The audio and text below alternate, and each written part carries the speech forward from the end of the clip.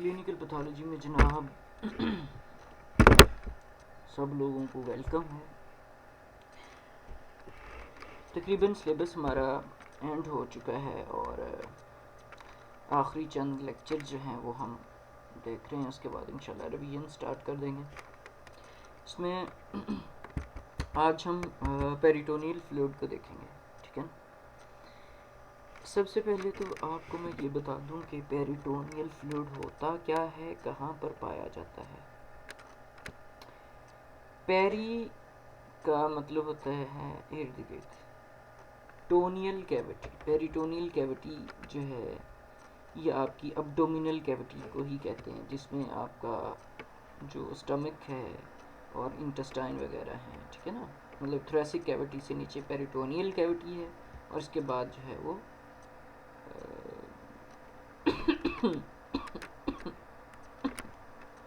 Pelvic जो है वो पेल्विस शुरू हो जाता है। पेरिटोनियल फ्लूइड जो है ये अब्डोमिनल कैविटी के अंदर बनता है और काम क्या होता है कि ये लुब्रिकेट करता है सरफेस टिश्यू को, जो कि अब्डोमिनल वॉल के अंदर और पेल्विक कैविटी के अंदर मौजूद होते हैं। देखिए, पेरिटोनियल फ्लूइड जो है is made up of in the abdominal cavity which lubricates the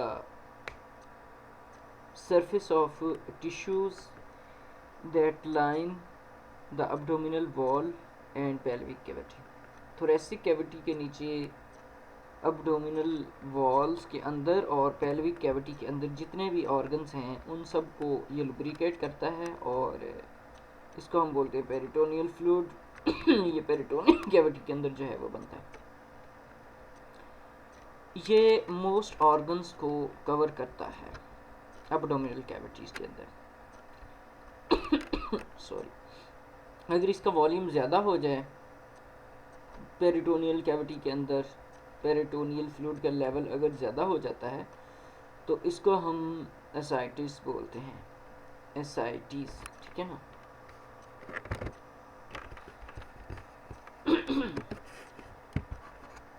यहाँ पर आप देख सकते हैं बेटा, ये थोरेसिक कैविटी हो जाएगी जहाँ पर आप ये फेफड़े, उससे बाद नीचे डायफ्राम से नीचे यहाँ से लेकर ये जो पेल्विस है इसके अंदर ये सारी की सारी पेरिटोनियम कहलाती है, पेरिटोनियल कैविटी, ठीक है ना। अब यहाँ पर मेम्ब्रेन भी होती है, पेरिटोनियल मेम्ब्रेन, तो उसके अंदर जो है ये लीवर, उसके बाद स्टमक, इंटेस्टाइन वगैरह ये सारी चीज़ें जो है वो मौजूद होती हैं। अब यहाँ पर इस कैविटी के अंदर जो है लिक्विड भर जाता है जिसको हम पेरिटोनियल फ्लूइड कहते हैं, ठीक है बेटा। तो ये देखिए, ये पेरिटोनियम है और पेरिटोनियम के साथ साथ जो है ये फ्लूइड है, इस फ्लूइड को हम पेरिटोनियल फ्लूइड कहते हैं। तो यहाँ से तरीकाकार क्या है कि ट्यूब लगा दी जाती है और ये जो लिक्विड या फ्लूइड है ये बाहर की तरफ जो है ये ड्रेन हो जाता है। अब हम देखेंगे peritoneal fluid analysis. Common indications जो हैं पैरासेंटिसिस के लिए, पैरासेंटिसिस कहते हैं बेटा एक ऐसा प्रोसेस जिसमें आप मरीज़ को लिटाकर इसमें इसकी जो पेरिटोनियल कैविटी है इसमें से फ्लूइड निकालते हैं, वो असाइटस जो है वो कहते हैं। The most common indications for paracentesis are ascites of unknown origin, जिसका कोई हमें पता नहीं होता कि ये शुरू कहाँ से हुआ, मतलब क्या काज है इसका। सस्पेक्टेड क्या है कि इंटेस्टिनल प्रोलिफरेशन हुई हुई है, या फिर हैमरेज हुआ हुआ है, या फिर इन्फेक्शन हुई हुई है, ये सस्पेक्टेशंस होती हैं। या फिर इन्फेक्शंस है जैसा कि ट्यूबरकुलोसिस है, या कॉम्प्लिकेशंस हैं जैसा कि लिवर के अंदर जो है वो सिरोसिस है, स्पॉन्टेनियस बैक्टीरियल पेरिटोनाइटिस है, या फिर सस्पेक्टेड होगा इंट्रा अब्डोमिनल मैलिग्नेंट डिसऑर्डर्स। अब पेरिटोनियल फ्लूइड हम क्यों लेते हैं इसकी तो हमें रीज़न तो सही से मालूम नहीं है, लेकिन सस्पेक्टेशंस क्या होती हैं कि इंटेस्टिनल प्रोलिफरेशन होगी, या हेमरेज होगा, या इन्फेक्शन होगी, या इन्फेक्शन होगी जैसा कि ट्यूबरकुलोसिस है, या कॉम्प्लिकेशन होगी जैसा कि सिरोसिस है, बैक्टीरियल पेरिटोनाइटिस हो जाएगा, या फिर इंट्रा एब्डोमिनल मैलिग्नेंसी या फिर डिसऑर्डर्स वगैरह। तो इन चीज़ों को सस्पेक्टेड करते हुए या इन चीज़ों की शकूक व शुबहात के ऊपर हम पेरिटोनियल फ्लूइड लेते हैं। डिस्टिंग्विश फ़र्क जो है वो एसाइटिस के अंदर जो है जो कि लिवर डिजीज़ और मैलिग्नेंसी की वजह से होगा, उसमें क्या है कि जो सीरम एसाइटिस है उसमें एल्ब्यूमिन की कंसंट्रेशन ग्रेडियंट जो है वो ज़्यादा रिलायबल होगा बजाय इसके कि एसाइटिस फ्लूइड के जो कि सीरम के अंदर है।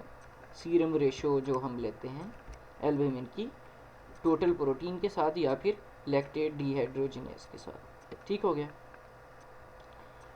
सीरम एसाइटिस एल्ब्यूमिन ग्रेडियंट जो है वो ज़्यादा होता है ट्रांसुडेट के अंदर, ज़ाहिर बात है बेटा। इसमें 1.6 प्लस माइनस 0.5 हो सकता है ग्राम पर डेसीलीटर। देन द एक्सुडेट मतलब कि ट्रांसुडेट में एल्ब्यूमिन की कंसंट्रेशन जो है वो ज़्यादा होगी और एक्सुडेट में एल्ब्यूमिन की कंसंट्रेशन जो है वो कम होगी। ट्रांसुडेट में होगी 1.6 प्लस माइनस 0.5 ग्राम्स पर डेसीलीटर, जबकि जो एक्सुडेट है उसमें 0.6 प्लस माइनस 4 ग्राम पर डेसीलीटर हो सकती है। इसके साथ ही जो पेरिटोनियल लीवेज है ये यूज़फुल है एवेलुएट करने को पेशेंट की कंडीशन को जिसमें ब्लंट ट्रॉमा वगैरह शामिल है।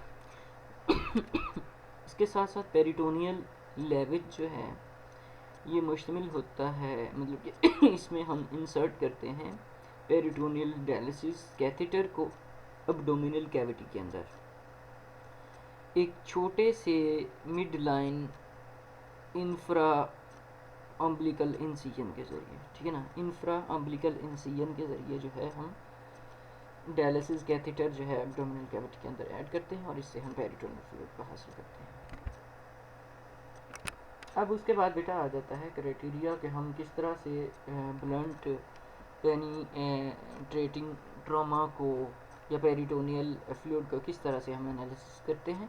इसका एक क्राइटेरिया जो है ये आप देखें। इसमें डायग्नोसिस में अगर तो पेनिट्रेटिंग ट्रॉमा होगा, मतलब कि जब आपने पेनिट्रेट किया है उस ट्यूब का, अगर उस वक्त कोई ट्रॉमा हुआ होगा तो उसकी जो ग्रास फाइंडिंग होंगी वो कैसी होंगी कि उसमें ब्लड होगा, ब्लड आ जाएगा। जब आप फ्लूइड ड्रेन करेंगे तो उसमें ब्लड भी आ जाएगा फोलीज कैथेटर के ज़रिए या चेस्ट ट्यूब के ज़रिए, या फिर एविडेंस होगी फूड फॉरेन पार्टिकल वगैरह या बाइल वगैरह की। ठीक हो गया। लैब फाइंडिंग्स में क्या है कि आरबीसी काउंट जो है वो 0.1 मिलियन पर माइक्रोलीटर, जबकि डब्ल्यूबीसी काउंट ग्रेटर देन 500 पर माइक्रोलीटर जो है, या फिर अल्फ़ा अमाइलेज का लेवल जो है वो ट्वाइस हो जाएगा सीरम के लेवल से। बात समझ आ गई। आरबीसीज कितने हो जाएंगे, ग्रेटर देन 0.5 मिलियन पर माइक्रोलीटर, डब्ल्यूबीसी ग्रेटर देन 500 पर माइक्रोलीटर, और अल्फ़ा अमाइलेज सीरम से डबल हो जाएगा। तो ये इसकी फाइंडिंग है अगर पेनिट्रेटिंग ट्रॉमा हुआ हुआ है। अगर इंजरी हुई है तो उसमें इनमें से ऊपर जो भी फाइंडिंग हैं जैसा कि ब्लड इन द लेवेज या फिर blood in drain fluid Foley's catheter वगैरह वगैरह ये नहीं होगा। ब्लंट इंजरी में जो आरबीसी काउंट है वो कम होगा, लेस देन 0.025 मिलियन पर microlitre, WBC count less than 100 पर माइक्रोलीटर, अल्फ़ा अमाइलेज लेवल का जो है अल्फ़ा अमाइलेज लेवल जो है वो less than serum alpha amylase level जो है ये हो जाएगा। अपेयरेंस जो है वो कैसी होगी पेरिटोनियल फ्लूइड की, जो कि मुख्तलिफ डिजीज़ में होगी। सिरोसिस में बेटा ये क्लियर और पेल येलो कलर का आपको दिखाई देगा। बैक्टीरियल पेरिटोनाइटिस और पैंक्रेटाइटिस में या मैलिग्नेंसी में ये क्लाउडी और टर्बिड हो जाएगा। बिलरी ट्रैक डिजीज़ में या रप्चर्ड विजरा के अंदर जो है ये ग्रीन हो जाएगा। ट्रामा मैलिग्नेंसी पैंक्रेटाइटिस या इंटेस्टिनल इन्फेक्शन में ये ब्लडी हो जाएगा। और काइलस एसाइटिस ट्रामा या मैलिग्नेंसी में ये मिल्की हो जाएगा। तो इस तरह से आप थोड़ा सा इसको देख सकते हैं। इसके अलावा एक और टेबल भी है जिसमें देखें मिल्की कलर जो है कैलॉस में कैसा होगा, ये कौन कौन सी डिजीज़ में होगा? ये malignant tumour, lymphoma, TB, parasites, parasitic infection या हेपेटिक सिरोसिस में। Clear to pale yellow normal होगा ये। क्लाउडी टू टर्बिड जो है वो peritonitis, primary bacterial infection. Perforated bowel appendicitis, pancreatitis और स्ट्रैंगुलेटेड या इन्फ्रेक्टेड बाउल में होगा। ब्लडी टैप के किस में होगा? इसमें बेटा ब्लडी टैप तब होगा जब बिनाइन या मेलिग्नेंट ट्यूमर होगा या फिर हेमरेज, पैंक्रियाटाइटिस या परफोरेटेड अल्सर होगा तो होगा। अब उसके बाद बेटा आ जाएगी माइक्रोस्कोपी के। आप इसकी माइक्रोस्कोपी करेंगे। स्मेयर आपने वैसे ही बनाना है जैसे कि आप नॉर्मली बनाते हैं। स्लाइड के ऊपर 200 माइक्रोलीटर डाल के आप उसको स्प्रेडर के ज़रिए फैलाएंगे, फिर उसको एयर ड्राई करेंगे। फिर आप डिफरेंशियल सेल काउंट लेंगे जिसमें मोर देन 25% न्यूट्रोफिल जो हैं वो कंसीडर किए जाएंगे अबनॉर्मल। मतलब कि अगर 25% से ज़्यादा न्यूट्रोफिल्स हैं तो उसको हम अबनॉर्मल कंसीडर करेंगे। उसके बाद आ जाता है प्रीडोमिनेंस ऑफ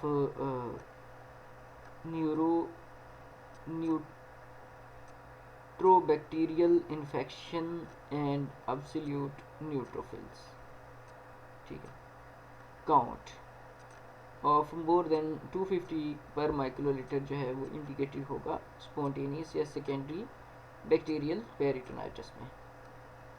प्रीडोमिनेंस जो है वो लिम्फोसाइट्स की आपको नज़र आएगी कंजेस्टिव कार्डिक फेलियर में, सिरोसिस में,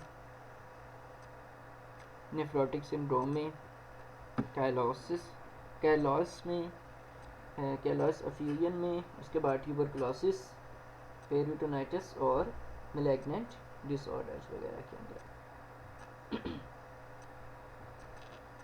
इसके अलावा जो फ्लूइड है उसको आप एग्जामिन कर सकते हैं मैलिग्नेंट सेल्स के लिए।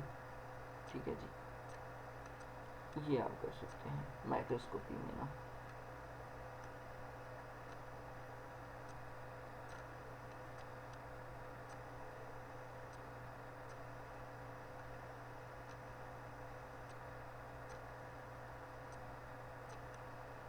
जो बेटा जो काइलस एसाइटिस है जिसको हम ये भी बोलते हैं, ये एक रेयर फॉर्म है एसाइटिस की जिसमें जो कि लिपिड रिच लिम्फ अगर पेरिटोनियल कैविटी में आ जाएगा उसकी वजह से ये होगी। मतलब कि ऐसा लिक्विड जिसमें लिपिड बहुत ज़्यादा कंसंट्रेशन में मौजूद होगा, इसको हम काइलस एसाइटिस बोलते हैं। ये यूजुअली होती है ट्रामा की वजह से, रप्चर की वजह से, या लिम्फेटिक की वजह से, या इंक्रीज्ड पेरिटोनियल लिम्फेटिक प्रेशर, या फिर सेकेंडरी टू ऑब्स्ट्रक्शन की वजह से। ठीक हो गया। उसके बाद आ जाएगा chemical analysis.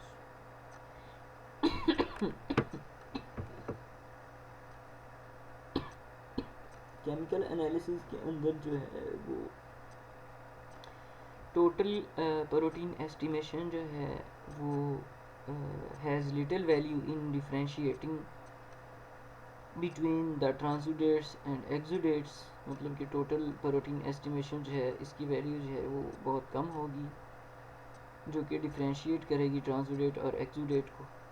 Serum ascites albumin ratio जो है वो हमें एक अच्छा डिस्क्रिमिनेशन देती है। मतलब कि जो टोटल प्रोटीन है इसमें आप ट्रांसुडेट और एक्सुडेट में फ़र्क नहीं कर सकते। वैसे तो हम देखते हैं ना कि जो प्रोटीन की कॉन्सेंट्रेशन है वो एक्सुडेट में ज़्यादा होती है और ट्रांसुडेट में कम होती है, लेकिन इसमें से पेरिटोनियल फ्लूइड में से आप प्रोटीन की कॉन्सेंट्रेशन जो है उससे आप अंदाज़ा नहीं कर सकते ये ट्रांसुडेट है या एक्सुडेट है। लेकिन उसके लिए आप क्या करोगे?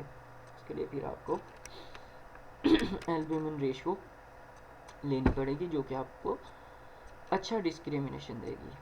इसके साथ ही बेटा जो ग्लूकोज है वो आप देखते हैं सिमिल्टेनियस प्लाज्मा फ्लूइड ग्लूकोज रेशियो। देखिए प्लाज्मा फ्लूइड ग्लूकोज रेशियो अगर 1 या 1 से ज़्यादा होगी तो इसमें ये सजेशंस हैं कि ट्यूबरकुलोसिस है या अब्डोमिनल कार्सिनोमेटिस है। ठीक है ना। तो रेशियो अगर लेस देन 1 होगी तो इसका मतलब ये है कि वो सिरोसिस है या फिर कंजस्टिव हार्ट फेलियर है। देखिए एक जो रेशियो है प्लाज्मा फ्लूइड ग्लूकोज की अगर तो वो एक है या एक से ज़्यादा है तो उसका मतलब है ट्यूबरकुलोसिस या एब्डोमिनल कार्सिनोमेटस है। अगर रेशो एक से कम है तो वो तकरीबन सिरोसिस या फिर कंजस्टिव हार्ट फेलियर वगैरह के अंदर होती है। फिर आ जाएंगे ट्यूमर मार्कर्स। कार्सिनो एम्ब्रियोनिक एंटीजन जिसको CEA बोलते हैं, ये सजेशन होती है मैलिग्नेंसी की as a cause of peritoneal fluid accumulation. मतलब कि इसमें CEA एक टेस्ट करवाया जाता है कार्सिनो एम्ब्रियोनिक एंटीजन का। अगर वो पॉजिटिव आता है तो इसका मतलब ये होता है कि मैलिग्नेंसी है जो कि पेरिटोनियल फ्लूइड एक्यूमुलेशन की वजह से हुई है। अब इसमें कुछ केमिकल टेस्ट हैं जिसमें ट्राइग्लिसराइड है, प्रोटीन है, ग्लूकोज है, अमाइलेज है और अल्कलाइन फॉस्फेटेज है। ट्राइग्लिसराइड का लेवल जब एलिवेट होता है तो ये बेटा इंटरप्रिटेशन में हम malignant tumour, lymphoma, tuberculosis, parasitic infection और हिपैटिक सिरोसिस, इसको हम इंटरप्रेट करते हैं। अगर ट्राइग्लिसराइड के लेवल जो है वो ज़्यादा होगा तो इससे कौन कौन सी डिजीज़ जो है वो इंटरप्रिटेशन होती है, malignant tumour, lymphoma, TB, parasitic infection, hepatic cirrhosis वगैरह। उसके साथ ही जो सेकंड पैरामीटर है वो है प्रोटीन। प्रोटीन का लेवल अगर 0.3 से 4 ग्राम पर डेसीलीटर होता है ये नॉर्मल कंसिडर किया जाएगा, क्योंकि नॉर्मल जो पेरिटोनियल फ्लूइड है उसमें प्रोटीन 0.3 से 4 ग्राम पर डेसीलीटर तक हो सकती है। अगर 4 ग्राम पर डेसीलीटर से प्रोटीन की कॉन्सेंट्रेशन ज़्यादा है तो ये तकरीबन फिर हम ट्यूबरकुलोसिस या फिर जो है वो सिस्टेमिक SBP इसको हम करते हैं। ये मैं आपको बताता हूँ क्या है, माइंड से निकल गया। ग्लूकोज का लेवल अगर 7 to 10 होगा तो ये नॉर्मल होगा, और अगर लेस देन 6 होगा तो ट्यूबरकुलोसिस और मैलिग्नेंसी हो सकती है। उसके बाद आ जाएगा अमाइलेज। अमाइलेज अगर 50% होता है सीरम लेवल का, ठीक है ना, तो ये नॉर्मल है। अगर इंक्रीज़ होगा तकरीबन 5 गुना सीरम लेवल से तो ये पैंक्रेटाइटिस, पैंक्रियाटिक सीडोसिस्ट या फिर पैंक्रियाटिक ट्रॉमा या फिर इंटेस्टिनल स्ट्रैंगुलेशन वगैरह की वजह से हो सकता है।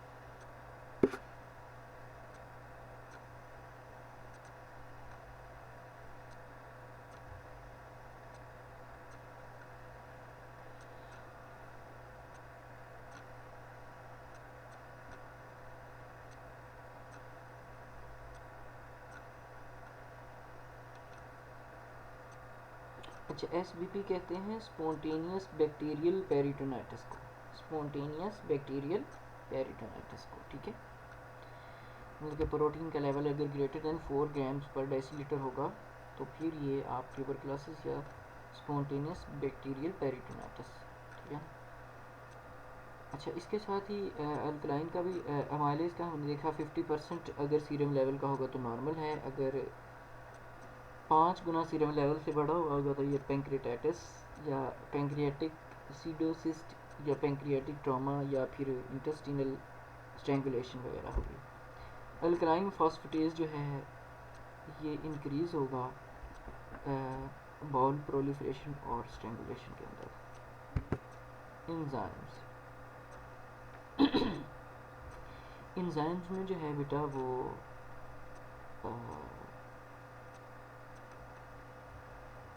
अल्फ़ा अमाइलेज जो है वो पेरिटोनियल फ्लूइड में जो है वो ज़्यादा होता है एक्यूट ट्रॉमेटिक पैंक्रेटाइटिस में या पैंक्रियाटिक सूडोसिस्ट में।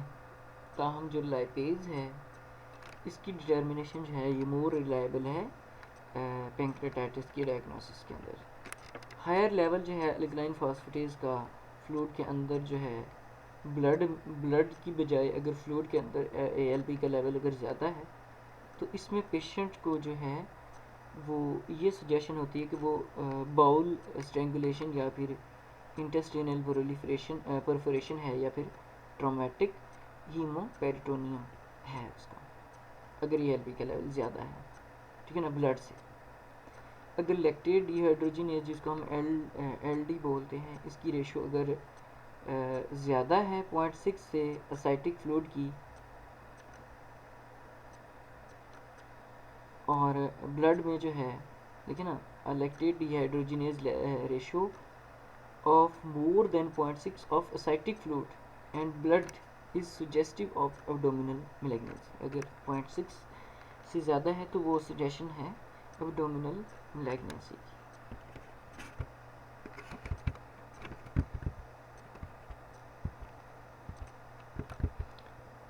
अच्छा बेटा, यहाँ पर कुछ एंजाइम्स हैं, जिस तरह ये देखें T200 या EMA approach for tumour marker, इसमें हम ट्यूमर मार्कर्स वगैरह देखते हैं। इसमें T200 क्या है, पैन ल्यूकोसाइट एंटीजन है, EMA है एंडोथेलियल मेम्ब्रेन एंटीजन, ठीक है ना। इसमें अगर तो पॉजिटिव टेस्ट आता है तो फिर हम B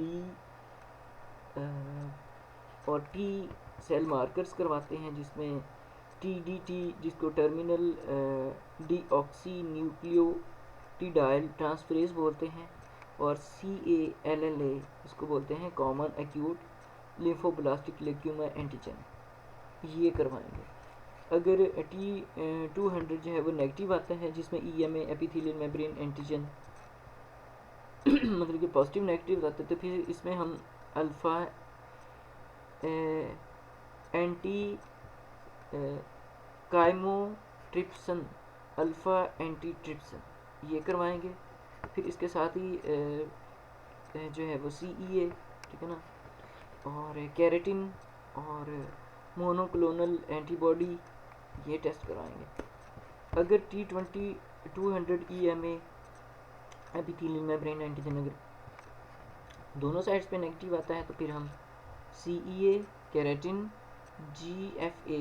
GFAP है ग्लायल फिब्रिलरी एसिड प्रोटीन, ये करवाएंगे। इसके साथ ही मोनोक्लोनल एंटीबॉडीज़ या फिर मिलियोमा या फिर न्यूरोस्टोमा इसको इंडिकेट करता है। ये कुछ ट्यूमर मार्कर्स हैं।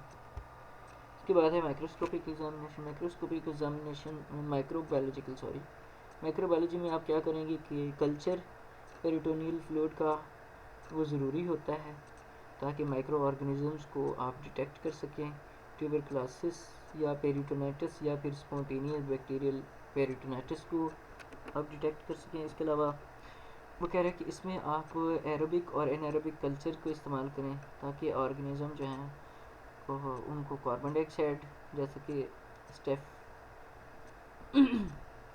स्टेप्टोकोकस नूनी है, उसके लिए। फिर बैक्टीरियल एंटीजन को भी आप डिटेक्ट कर सकते हैं एग्लूटिनेशन के ज़रिए काउंटर इम्यूनो इलेक्ट्रोफोरेसिस में। तो काउंटर इम्यूनो इलेक्ट्रोफोरेसिस में आप बैक्टीरियल एग्लूटिनेशन के ज़रिए इसको डिटेक्ट कर सकते हैं।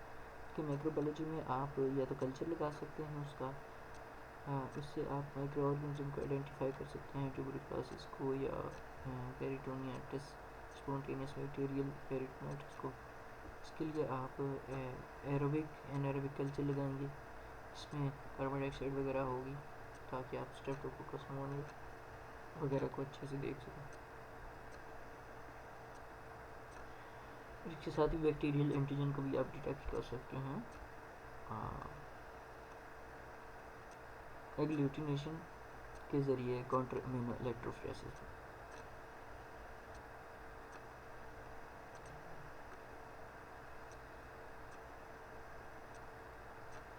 ये था बेटा आज का आपका लेक्चर, जिसमें हमने पेरिटोनियल फ्लूइड भी देखा है। पेरिटोनियल फ्लूइड क्या होता है, ये एक ऐसा लिक्विड है जो कि एब्डोमिनल कैविटी में पाया जाता है, और ये लुब्रिकेट करता है आपके ऑर्गन्स को, टिश्यूज़ को। इसमें ये अगर जमा हो जाता है पेरिटोनियल कैविटी में तो इसको हम पेरिटोनाइटिस बोलते हैं, एसाइटिस बोलते हैं। इसको आप निकाल सकते हैं, फिर इसका आप एग्जामिनेशन कर सकते हैं, जिसमें आप डायग्नोसिस बना सकते हैं डिफरेंट उसके कलर के ऊपर, या फिर उसकी माइक्रोस्कोपी करके, या फिर केमिकल एनालिसिस हैं जिसमें प्रोटीन, ट्राइग्लिसराइड प्रोटीन, ग्लूकोजामाइलेज और अल्कलाइन फॉस्फेटेज वगैरह हैं। एंजाइम्स हैं कुछ, उनके ज़रिए आप इसके डायग्नोसिस बना सकते हैं। और फिर आखिर पे माइक्रोबायोलॉजिकल एग्जामिनेशन। ठीक है जी, इसके साथ ही आज का लेक्चर ख़त्म होता है।